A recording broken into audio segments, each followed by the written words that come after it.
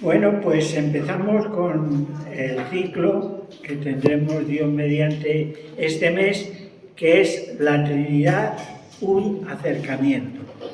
Lo más importante que puede hacer cualquier persona, lo más importante, no hay una cosa más importante que un acercamiento a Dios. Es la maravilla que el Señor nos ha concedido de poder acercarnos a entenderle, a conocerle y a aprovechar las bendiciones que Él tiene para cada uno de nosotros. Así que en estas semanas vamos a estar aprovechando el poder acercarnos a Dios. Tratar de conocer el acercamiento no es para tener más comunión con Él en el sentido que entendemos por tener comunión, estar más unidos y que Él nos bendiga, sino en el sentido de conocer.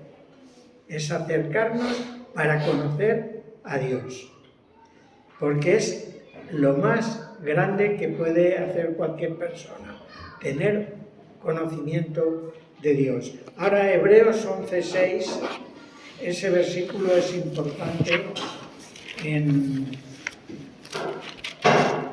este asunto de acercarnos a Dios. Hebreos 11:6.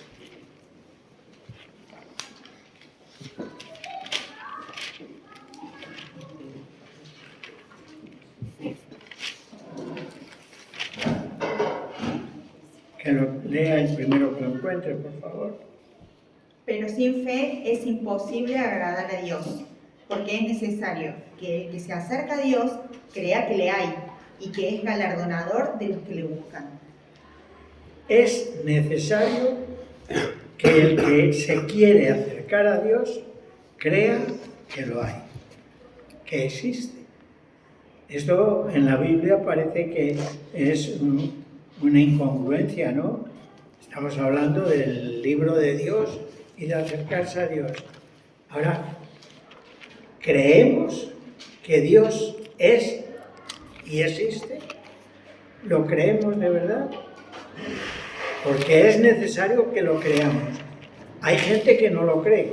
Entonces, si no lo creen, que no se acerquen, que nos dejen en paz. ¿Para qué están todo el día metiéndose que si existe, que si no existe? Tú no crees, tú no te metas. Yo no creo en los fantasmas y no me gustan las cosas de fantasmas porque es que no me dicen nada, no creo en ellas, pues como si no. Entonces, ¿creemos en Dios? Creo que sí. Ahora, es importante, porque es imprescindible entender que lo que podemos saber de Dios no es lo que nosotros conocemos, aprendemos, intuimos, sabemos, sino que es lo que Dios ha querido revelarnos. El conocimiento de Dios viene porque Él ha dicho, os voy a decir quién soy, cómo soy, qué es lo que hago y qué es lo que quiero. Así que esta es importante. Ahora, ¿a qué Dios nos vamos a acercar? Algunos han confundido el libro de Génesis que dice, hagamos al hombre a nuestra imagen y semejanza. Y entonces lo que hacemos muchas veces es hacer a Dios a nuestra imagen y semejanza. Y nos sale un Dios churripitoso, un Dios que no vale mucho, porque es el Dios que nos estamos fabricando. Y no estoy hablando solamente, que también, de los idólatras, ya sean antiguos o modernos, estoy hablando también de nosotros. Tantas veces nos hacemos nuestro Dios a nuestra manera. Me parece que ya os comenté que alguien decía en una reunión similar a esta, decía, es que yo me imagino a Dios, y empezó a explicarnos de qué forma se imaginaba a Dios, qué forma tenía y tal cual. Se estaba haciendo su Dios, Ahora, nosotros nos acercamos al Dios que ha sido revelado en la Biblia. Este es el Dios que queremos. Si se hace por curiosidad o buscando argumentos en favor o en contra, estamos perdiendo el tiempo. Ahora a todos se nos hace claro la complejidad de este asunto, ¿no? Acercarnos a Dios. Es que nuestras mentes no pueden abarcar lo que Dios es. No podemos entender todo lo que Dios es, sino que vamos a saber algo de lo que Dios es, porque Él nos lo va a decir, porque Él se ha dirigido a nosotros para revelarnos. Es revelación de Dios. Conocimiento de Dios tiene que ver con revelación de Dios. Dios se nos revela y entendemos cómo es, que demanda, que piensa, que hace en relación con nosotros. Solo en relación con nosotros, con los humanos. Dios es mucho más que una relación con nosotros. A veces, como nos creemos el ombligo del universo, pues pensamos que Dios está ahí todo el día pendiente a ver qué decimos cada uno de nosotros. Estamos en sus manos y Él sabe lo que queremos y todas estas cosas. Pero no somos los únicos que en el universo están. Él se ocupa de los astros, Él se ocupa del tiempo, Él se ocupa de ángeles, arcángeles. ¿Quién sabe lo que hay en este universo que algunos consideran infinito? Tiene fin, y además tiene fin de lugar y fin de tiempo, pero que es muy amplio, muy grande. Así que nosotros vamos a entender lo que Dios quiere que cada uno de nosotros entienda. Y no es un Dios hecho por nosotros. Nos acercamos al tema desde un bosquejo de la historia y de la formulación del dogma y en frase de Atanasio, un Dios en Trinidad y Trinidad en unidad. Y aquí ya entramos en el tema de la unidad. Fijaos qué frase. Nos acercamos a un Dios en Trinidad y una Trinidad en unidad. Es uno, Dios es uno, no muchos, no varios, no dos, uno, pero tres. A ver, no hay quien lo explique. Eso es lo que Dios nos ha revelado, pero no es lo que nosotros hemos entendido. Ya en el transcurso de estos estudios veremos lo que la gente ha entendido por tres, uno, ¿no? O uno y tres. Así que es en este sentido de entender por fe, fe en el sentido de admitir lo que Dios dice, que este admitir lo que Dios dice, esta confianza, esta esperanza, se convierte en doctrina. Y esta doctrina se convierte en teología. Y tenemos la teología de un Dios trino, que es uno, que lo admitimos, porque el Señor nos lo dice así, y lo hace así, y nos lo enseña así, y nosotros lo tenemos que admitir. Formulación, historia de la formulación del dogma. El artículo 2 de la Confesión de Fe de la Iglesia Evangélica Española, al referirse a Dios, dice: he cogido la declaración de fe en este asunto de Dios de la Iglesia Evangélica Española porque es corto, muy conciso y muy fiel. Dice, fijaos las palabras porque son importantes, cada palabra de lo que escribieron aquellos que formularon esta idea.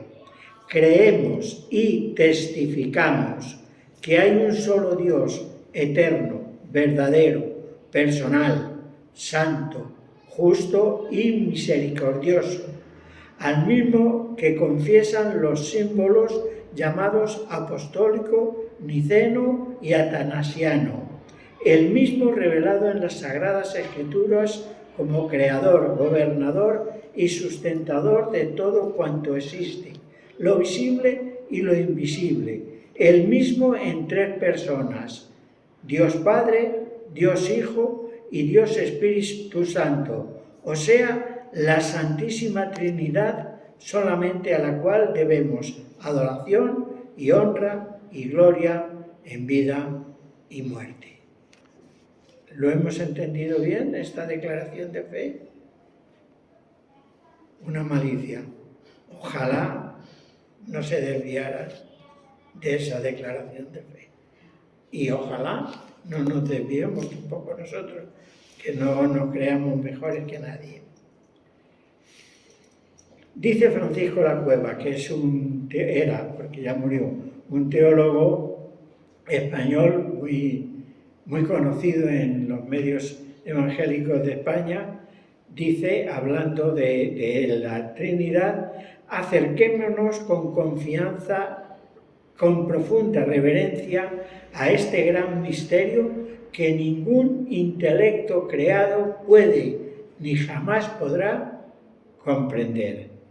Acerquémonos con profunda reverencia a este misterio que ningún intelecto, no está hablando solo de hombres, está hablando de intelecto, de cualquier ser intelectual que haya en el universo.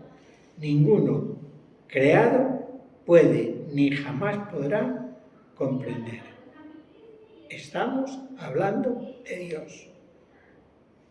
Y esto hay que aceptarlo porque lo dice Él, pero no tratemos de entenderlo porque es incomprensible para mentes como nosotros. De las tres religiones monoteístas, judaísmo, islamismo y cristianismo, fijaos, en el mundo solo hay tres religiones monoteístas que creen en un solo Dios, solo tres: los judíos, los maometanos y los cristianos. Todos los demás creen en multitud de dioses. Pues de las tres religiones monoteístas, solo los cristianos creemos en un Dios uno y trino. Ni los judíos ni los islamistas creen en tal cosa como la Trinidad. Así que somos los únicos en el mundo que creemos en un Dios trino. Ahora lo creemos porque nos lo hemos figurado nosotros, lo creemos porque lo dice Dios, porque Dios se nos muestra en las Escrituras de esta manera, como tres, que son uno. Y solo nosotros los cristianos creemos esta teología tan profunda.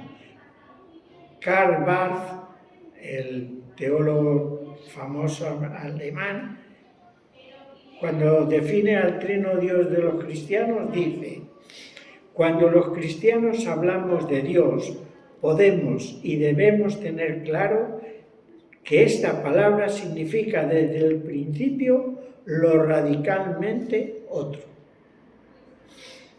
Estamos hablando de Dios, estamos diciendo otro nivel, otro. No tiene nada que ver con cómo somos nosotros, cómo son los ángeles, cómo es el diablo, cómo es la naturaleza, cómo es cualquier cosa que nos figuremos que puede tener fuerza o inteligencia o poder. Él es otro. Estamos hablando de cosas muy serias, y sé que son cosas difíciles de entender o de hacer nuestras, pero es importante en esta introducción al tema que tengamos claro de qué estamos hablando. Estamos hablando de algo profundo. Y dice este teólogo que debemos tener claro que esta palabra significa desde el principio lo radicalmente otro. Liberación total de todo ese mundo, y aquí uso unas palabras preciosas. Liberación radical total de ese mundo de búsquedas, barruntos, figuraciones, quimeras y especulaciones humanas. Repito, estoy repitiendo estas palabras porque quiero que se nos queden. Cuando los cristianos hablamos de Dios, podemos y debemos tener claro que esta palabra significa desde el principio lo radicalmente otro, la liberación radical de todo ese mundo de búsquedas. El hombre desde el principio ha estado buscando a Dios, pues no tiene nada que ver Dios con nuestras búsquedas, nuestras conclusiones. Y me gusta la palabra barruntos. Barruntar es eso que uno siente, es que lo barrunto. No ha ocurrido, no sé lo que pasa, pero yo barrunto algo, ¿no? Pues ese barrunto que Dios hay, también es diferente al Dios que se nos va a presentar. Las figuraciones, ya sean en la mente o en los ídolos, ya sean antiguos o modernos, las quimeras y las especulaciones humanas. Antes he dicho que nos hacemos los dioses o el Dios a nuestra imagen y semejanza. Esas son las figuraciones humanas. Nos figuramos a Dios como creemos nosotros que debía de ser, como nos interesa a nosotros que sea. Un Dios a mi medida, al que yo maneje. Pero Dios no se deja manejar porque está en otro nivel. No está con nosotros, está aquí, en nosotros, con nosotros, pero no está a nuestra disposición para que nosotros digamos qué es lo que hay que hacer. Él nos dice aquí en su palabra lo que Él quiere y nos deja libertad para hacerlo. Y si no lo hacemos, habrá sus consecuencias. No solo las consecuencias eternas de la muerte eterna, las consecuencias que estamos viendo ahora mismo en Israel, en Gaza, en el Líbano, en Irán, en Europa, en África, en todos lados. Dios está ahí y Dios ha dicho lo que hay que hacer, pero nuestra figuración es que eso es de esta manera la manera de arreglar el asunto. Y la incongruencia, para que veamos la incongruencia humana, de juntarse los grandes líderes para pedir que cesen las guerras, los ataques, las destrucciones, mientras les venden las armas para que lo hagan. Porque ni unos ni otros tendrían armas suficientes para hacer lo que están haciendo. Eso se las vende alguien. El que le dice, no seáis malos. ¿Cuántas de esas queréis? Que tengo ahora un surtido barato que hago liquidación. Eso es como se venden las armas. No creáis que no es así. Liquidan las armas. Hemos mandado nosotros unos tanques a una guerra que los teníamos en Zaragoza desechados. Entonces, como había que mandar ayuda en tanques, los arreglaron un poco, los quitaron, se los vendieron, barato, ya los pagarás además, pero nos hemos quitado encima los tanques viejos. Y ahora decimos, parar la guerra, a ver, rusos, ucranianos, no os matéis. ¿Cuántos queréis de estos? Barruntos, especulaciones. No, sigue Karl Barth, no es que en el largo camino de la búsqueda y anhelo humano de lo divino se haya alcanzado finalmente. El Dios de la confesión cristiana, a diferencia de los dioses todos, no es encontrado, inventado, descubierto por el hombre. Nosotros, los cristianos, hablamos de quien ocupa absolutamente el puesto de todo lo que en otras ocasiones se suele llamar Dios y por tanto desbanca y excluye todo eso y afirma que solo Él es la verdad. Así que nosotros los cristianos no hemos inventado nada, ni encontrado nada, ni descubierto nada, sino que el Señor nos ha encontrado, nos explica lo que es y solo Él desbanca todo lo que alguien en algún momento pensó que podía ser Dios. Dios solo hay uno. Estamos hablando del Dios uno y de la Trinidad, que es lo complicado de la cosa, pero es el Dios uno. Estas aseveraciones de un Dios trino es la formulación teológica consecuente con la enseñanza bíblica, insinuada en el Antiguo Testamento y desarrollada en el Nuevo Testamento. ¿Puedo hacer una pregunta? Claro.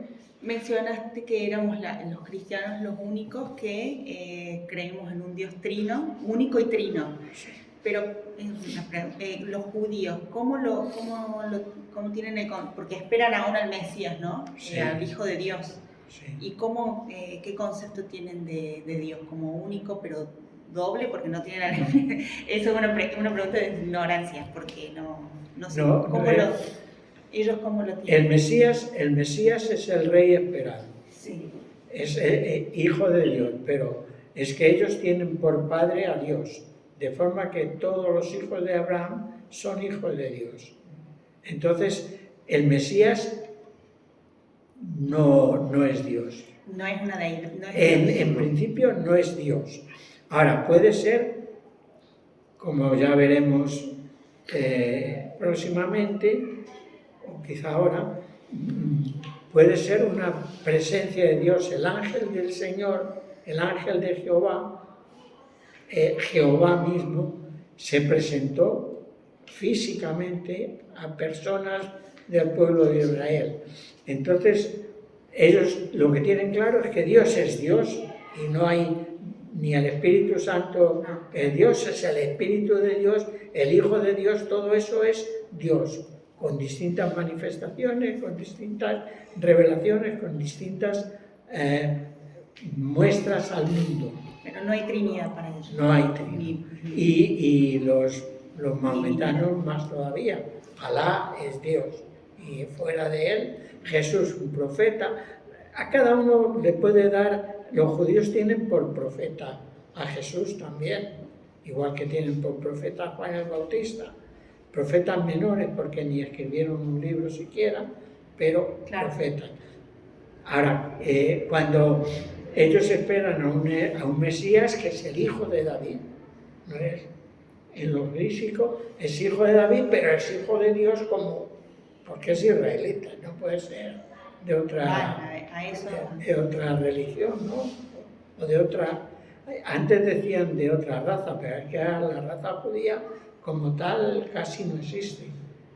Hay judíos negros, judíos chinos, o sea, de oriental, físicamente orientales, que eso muchos de judíos no tienen. Bueno, ¿algo más queréis? Cuando queráis, y si yo puedo contestar, pues contestaré. Dime.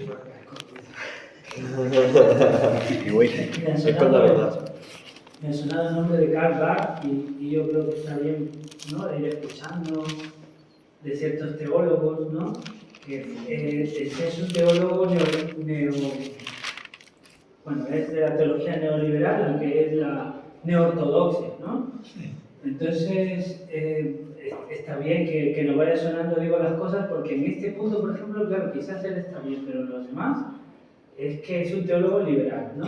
Entonces, que nos vaya sonando, digo, porque si quizás cogemos una teología de él y lo leemos y vamos a decir, ah, claro, lo dijo Santiago, esto está bien, y seguimos leyendo y es que es liberal total, ¿no? Ahora, en la cuestión de la doctrina de Dios, ¿no?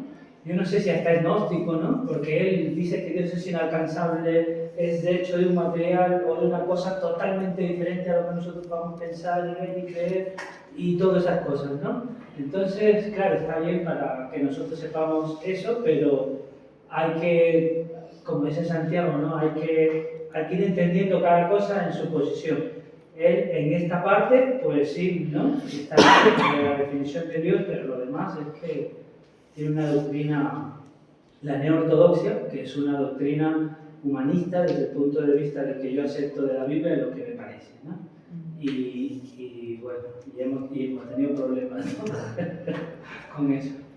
Ya, bueno, tanto este como cualquier otra persona humana, podemos aceptar de ellos lo que vemos que está de acuerdo con la palabra de Dios, pero no son la palabra de Dios. Ningún comentario es la palabra de Dios, es un comentario. Y puede ser fiel a la palabra de Dios o no fiel. Podemos encontrar que algunos son muy fieles en unas cosas y muy infieles, entre comillas, en otras. Cuando citamos a cualquier persona, lo citamos porque ha dicho algo importante en relación con lo que estamos hablando, pero no porque le consideremos el profesor de la Biblia que hay que tenerle y que todo lo que diga va a misa. A misa no va nada más que lo que el Papa quiere, y el Papa se equivoca más que nadie, así que a misa solo puede ir lo que dice la palabra de Dios. Lo demás son comentarios que pueden ser buenos o malos.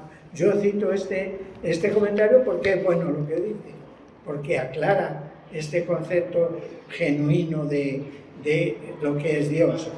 En otras cosas, ni a él ni a ninguno, ¿eh? Cuando digo ninguno, no tengamos la confianza plena en ninguno, porque pueden ser muy fieles en algo, pero en otras cosas, aún sin ser fieles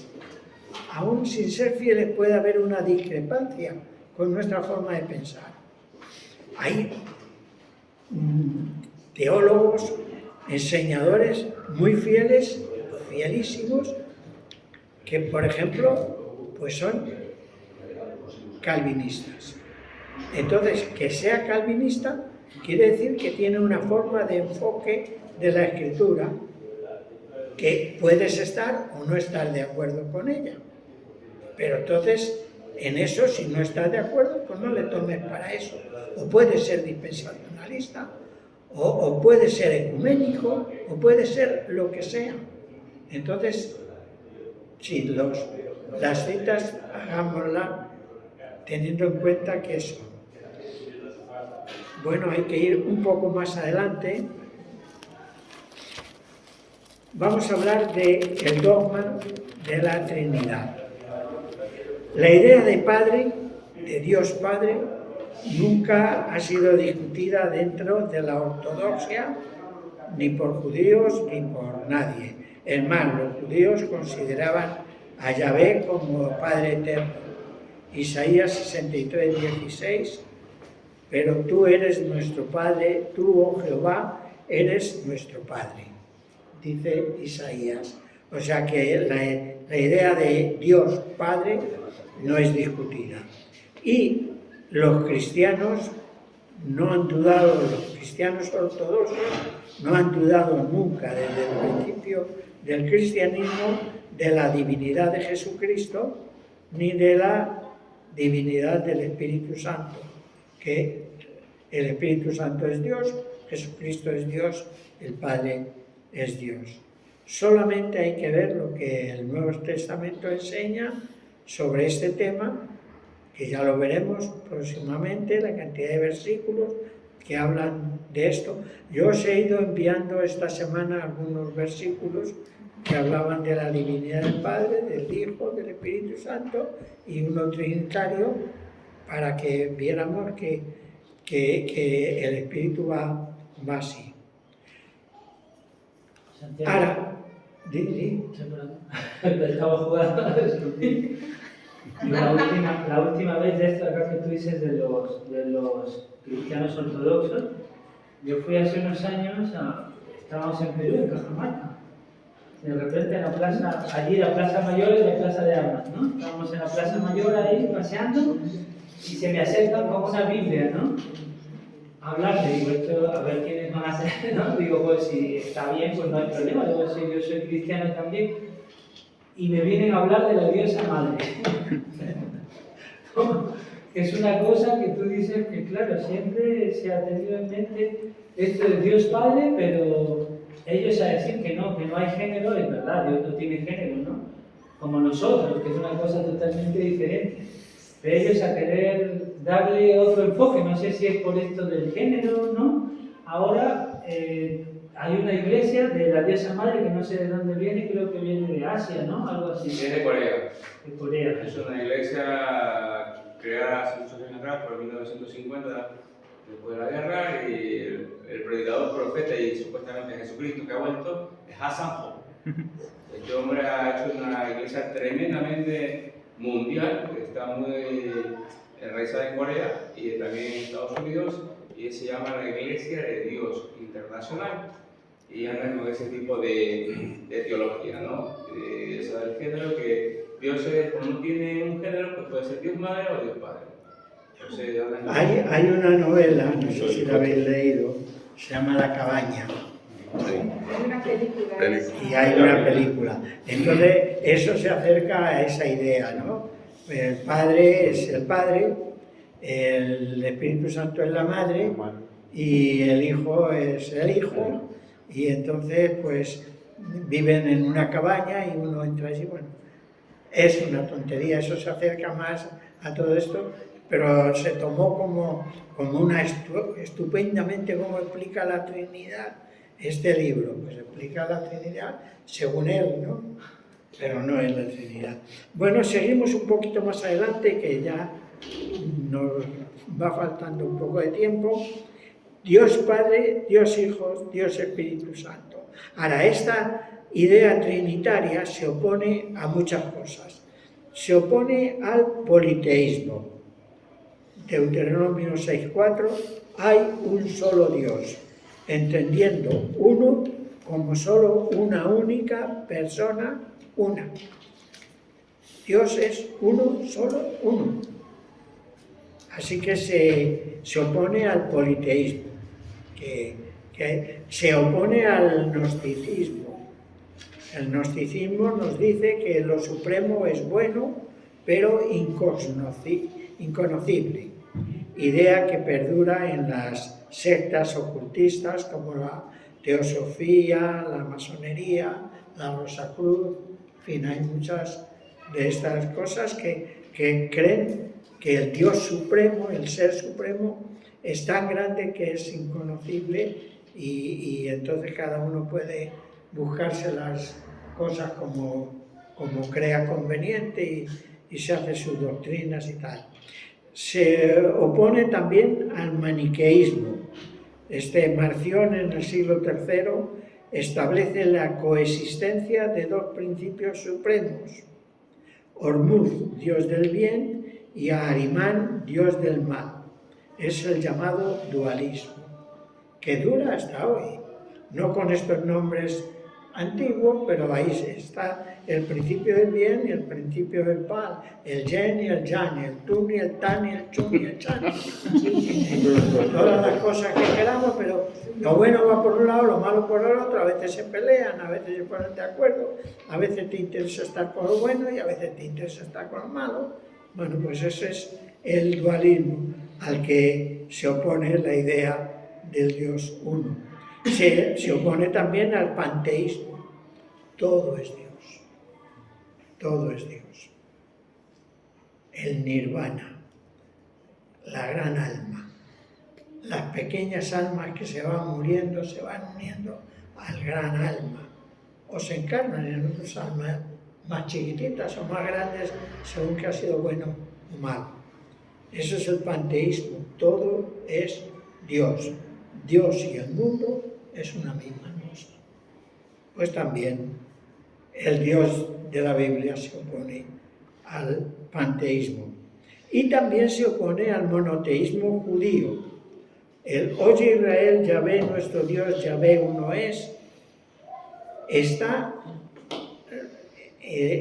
los judíos han entendido eso de tal forma que no es posible que haya tres personas que forman el Dios uno. Y que Dios es uno pero en su relación con los humanos.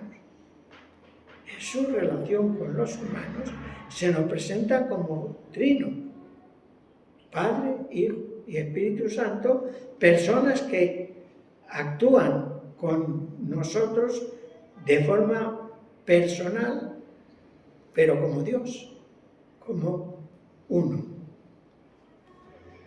Bueno, aquí es que empezamos a tropezar con una idea difícil y con una idea que se nos queda corta, porque hay un equívoco con el término persona. ¿Qué entendemos nosotros por persona? Nosotros entendemos que la persona soy yo, lo que yo soy, único. Mis pensamientos, mi cuerpo, mi alma, mi espíritu, mi forma de ser, de pensar, de actuar, eso es la persona. Pero a Dios no lo podemos encerrar en esa idea de una persona, es un ser unipersonal, único, sino que es una persona interpersonal, que junto con otras forman un solo Dios. Se nos escapa porque es que estamos hablando de Dios. Entonces, cuando queremos achicar a Dios al nivel humano, pues entonces nos sale que hay tres dioses. Eso lo veremos el próximo día, la cantidad de religiones que tienen tres dioses. Casi todas las religiones de cierta envergadura tienen tres dioses. Y alguno es mujer, es madre. Hay alguna iglesia cristiana que también se ha buscado una madre. Se quedaban huérfanos con Dios y buscaron una madre. Pero es que todo esto de persona, cuando hablamos de Dios, estamos hablando de la persona de Jesucristo. Pero la persona de Jesucristo como Dios, como persona humana era un hombre. Pero como Dios, la persona del Hijo de Dios, del Dios Hijo, no es una persona como yo. No es como yo. No está formado por cuerpo, por alma, o alma y espíritu, o cuerpo, alma y espíritu, según que se quiera tener una idea u otra de la parte espiritual del ser humano. No es eso. Dios es Dios, lo totalmente otro. Yo sé que esto que estoy diciendo es que no, si no lo entiendo, ¿cómo lo voy a explicar? Pero es así como se nos presenta en las Escrituras. Así que en este tiempo, y os dejo unos minutos para hablar, en este tiempo vamos a pensar en el Dios Trino. Primero, el próximo domingo, aquí lo tengo. El próximo domingo, si Dios quiere, tenemos la segunda parte que vamos a hablar de los herejes y los heterodoxos. Antes de confeccionar, de crearse el dogma de la Trinidad, hubo una serie de pensamientos acerca de Dios desde el principio de la Iglesia, en el que se quiso saber cómo funcionaba esto. Entonces hay herejes que creían herejías y otros heterodoxos que creían de una manera que no se ajustaba a lo que la Biblia dice. Entonces hay que hacer mañana un repaso, el domingo que viene, un repaso a los heterodoxos. ¿Por qué? Aquí hay algunos que son muy futboleros. Bueno, argentino lleva de apellido futbolero. Argentino futbolero. No quiero mencionar por nombre, por eso no voy a decir por nombre que Albert y Irma pues son futboleros. Es verdad. Pero no soy futbolero. Le gusta un poco el fútbol. No soy futbolero. No, que va. Me gustan los efectos. También. Entre otras cosas. Entre otras Entonces, cosas. ¿por qué digo Soy esto? padre, soy padre. ¿Por qué he dicho esta tontería? Porque hay un entrenador de fútbol que también fue futbolista, fíjate, casualmente era argentino, Casualmente. que se llamaba Elenio Herrera. Y este tiene una máxima que dura hasta hoy, y es: la mejor defensa es un buen ataque. Eso para el fútbol vale, pero vale para muchas cosas. La mejor defensa es un buen ataque. Así que para tener un buen ataque hay que conocer cuál es la defensa de los otros. Por eso vamos a estudiar a los herejes y heterodoxos el domingo que viene. Y ahora quedan 5 minutos que podemos decir lo que creamos. He tenido que dejar muchas cosas sin decir lógicamente, pero creo que esto como introducción... Yo no he hecho nada, pero bueno. Estoy pensando que en el Antiguo Testamento, claro está, de lo que vemos de la revelación progresiva, ¿no? En el Antiguo Testamento pues no está esa revelación clara, como tú has dicho, ¿no? Está el ángel de Jehová, está el Espíritu de Jehová, ¿no? Que los judíos no lo aceptan, ¿no? Como nosotros ahora lo vemos, pero que luego en el Nuevo Testamento se manifiesta tan claramente, y me hace recordar el pasaje de Mateo, cuando a las puertas del Hades, ¿no? Cuando le dice: ¿y ustedes quién creen que son? Y Pedro, como siempre impulsivo, salta y dice: tú eres el Cristo, el Hijo del Dios viviente, ¿no? Y Jesús le dice: esto no te lo ha revelado ni carne ni sangre, esto no se estudia, esto te lo revela Dios. Si tú lo entiendes, si tú entiendes la Trinidad, igual que todas las cosas de Dios, no es porque hayas estudiado, no porque tengas una capacidad, no, es porque el Señor, en su santa y divina voluntad y su misericordia, lo ha querido revelar y nosotros lo hemos podido entender por su gracia, ¿no? Eso es. ¿Alguien más quiere añadir algo? Sí, que por ejemplo hay muchas cosas que hay que creerlas por fe, porque creer, si uno llega a entender a Dios, entonces deja de ser Dios, ¿no? O sea, no puedes llegar a entender en 100% a Dios, y como tú has dicho, no lo puedes encasillar a la medida que tú quieres a ese Dios. Entonces, claro, ha revelado lo que Él quiere revelar, está en su palabra y se hace. ¿Querías decir algo? Es interesante comprender desde la concepción nuestra como cristianos, como seres humanos, qué es lo que estamos escuchando para saber qué es lo que tenemos que aceptar. Por eso Dios nos dio la inteligencia y la capacidad de poder discernir muchas de las cosas las que generalmente conviven con nosotros. Aceptar a Dios a través del conocimiento es un error. Conocer a Dios a través de la fe es un acierto. La realidad de todo lo que se expone sobre una mesa, como se dice hoy, es que nos tiene que mover a buscar nuestra verdadera identidad, porque no conocemos quiénes somos, ni siquiera sabemos la profundidad del alcance de lo que somos nosotros como seres creados, porque usted citó de una manera extraordinaria el texto de Génesis 1:26, cuando dice: y creó Dios, 26 y 27, al hombre a su imagen y semejanza. Ese es un texto abrumador, es algo que en la mente y en la capacidad de discernimiento del hombre no hay forma de poder aceptarlo así textualmente, listo, sí, ya sé esto.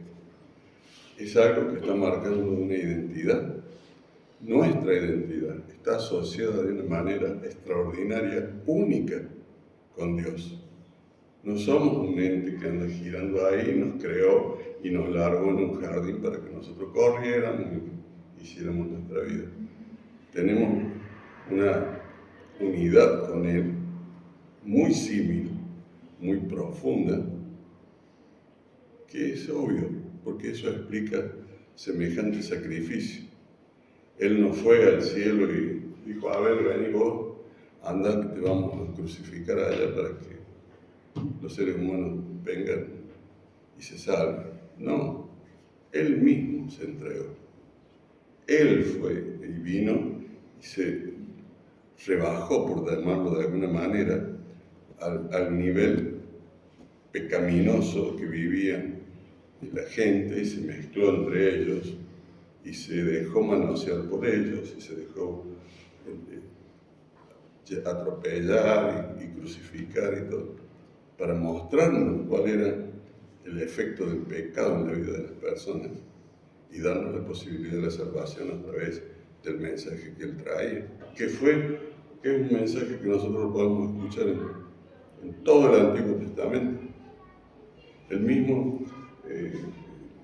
Salomón, cuando habla en su libro, él habla de que ya en sus años de vejez descubre que toda la sabiduría inmensa, o sea que era algo que estaba por encima del común del mundo y que de todos lados reyes venían a preguntarle y a asesorarse con él, no sirvió de nada, porque la verdadera esencia de su vida la encontró cuando se encontró cara a cara con Dios.